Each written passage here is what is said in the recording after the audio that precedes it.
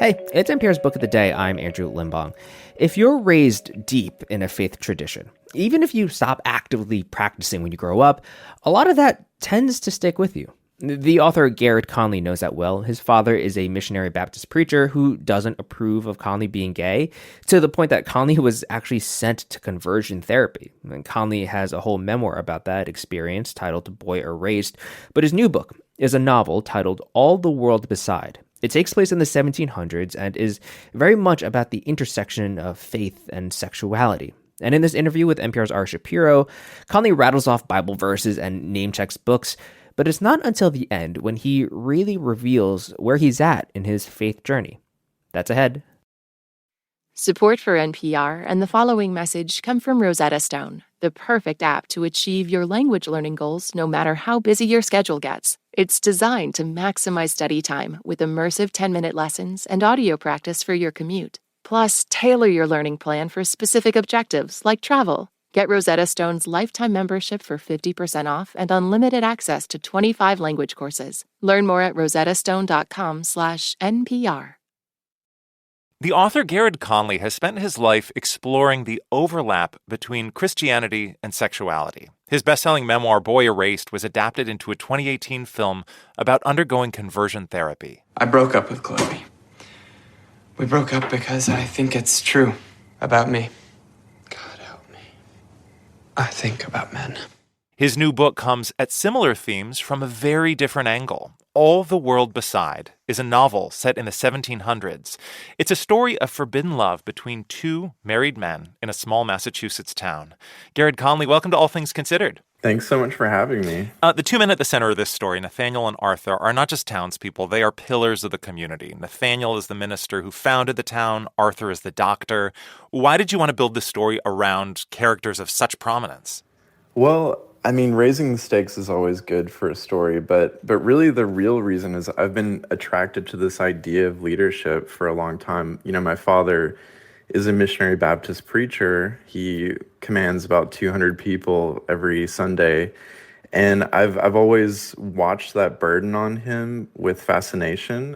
I always wondered how he did it, and I guess that's where the idea came from. And so how much of your father is in the character of Nathaniel?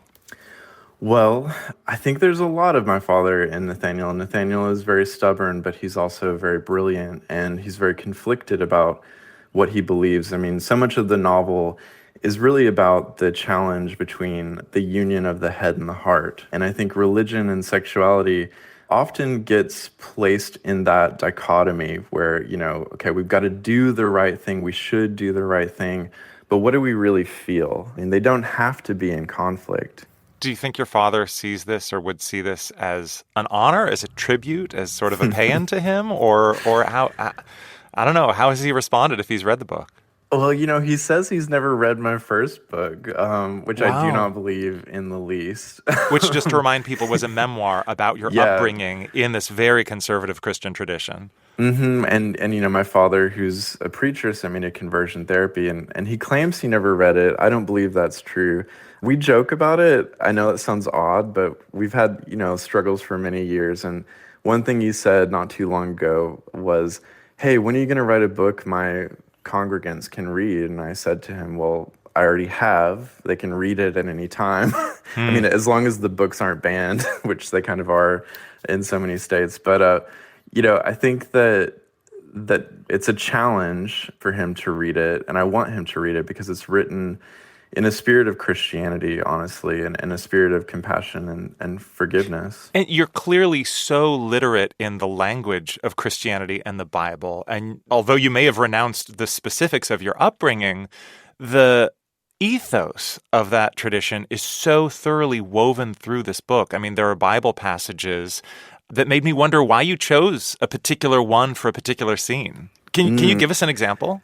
Yeah, early on in the book, we have several Bible passages, most of which are referring to grapes withering on the vine, which are a little bit of foreshadowing for many of the characters. But I inserted this one passage midway through the book when the two men explore each other a bit more. And I can I can read that for you real Sure, quick. yeah. It's the one about Jonathan and David. Oh, this is like, if you want a gay Bible passage, Jonathan and David is the one you go to. Even I know that. It's a little on the nose, It's a little but I felt on the like it was nose. appropriate. I felt like it was appropriate because these men would be thinking, what is the most obvious example, right?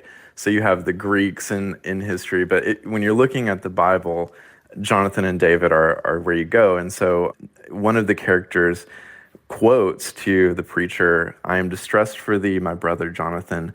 Very pleasant hast thou been unto me. Thy love to me was wonderful, passing the love of women." So it does seem really obvious there that these two men are discussing love in a way that goes beyond heterosexuality. And actually in that scene, Nathaniel, our preacher, he disagrees with that interpretation that his lover is telling him. He says we shouldn't look for ourselves in the Bible that way. And so much of the way I was taught to read the Bible ignored some of the really obvious things that spoke to me. You look at the Song of Solomon, which is a book that is incredibly erotically charged. Anytime sensuality works its way into the Bible, people try to ignore it. Or, there's that head versus heart moment again. Yeah. And when these two men discuss the Bible verse, it's very much like a real discussion I've had with people who are queer and who are dealing with their faith in this way. But it's so interesting because as these characters in the 1700s are looking for traces of people like them in the Bible, you in the present day went looking for traces of people like yourself in the 1700s. Yes. I mean, it was such a challenge. My husband actually gave me the challenge when one day he just said, "Why don't you write about queer Puritans? Just go back to the source of it all." And I thought that was insane. Why did you think it was insane? Well, I just thought, I saw as a writer how much work that was going to be, right? So I was thinking, how do I figure out how people spoke to each other back then in a way that was natural to be that way? So this book does deal with similar themes to your memoir, but in very different ways. It's a novel. It's set in the 1700s.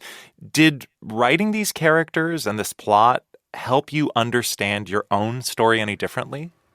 Oh, yeah. I mean, with Boy Erased, it was actually obviously autobiographical. It was very real. But this book to me feels even more autobiographical because with memoir, you're trying to protect some of the people that are still alive, right?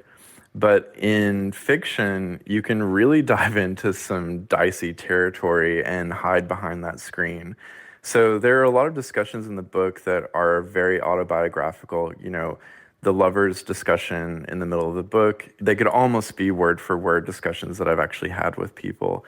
And of course, you mean about do we leave our society and our culture to be with each other, or do we confine ourselves to the limitations that we've been given? Yeah, and then also, how do we see ourselves in Christianity? Do we see ourselves there at all? And I think those are questions that I've always dealt with. And because of that, I was able to go deeper into many of these characters' thoughts than I feel like I would have been comfortable doing in my own life. Do you still today see yourself as a Christian?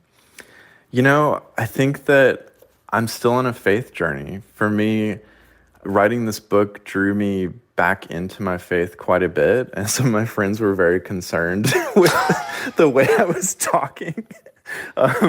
Because, it never really leaves you, just like the knowledge of all these Bible verses that I casually included in the book. I could just remember them. I have them memorized. It's so much a part of my life, this faith.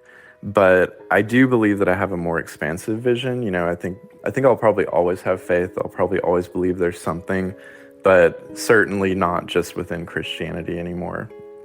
Garrard Conley's new novel is All the World Beside. Thank you so much. Thank you.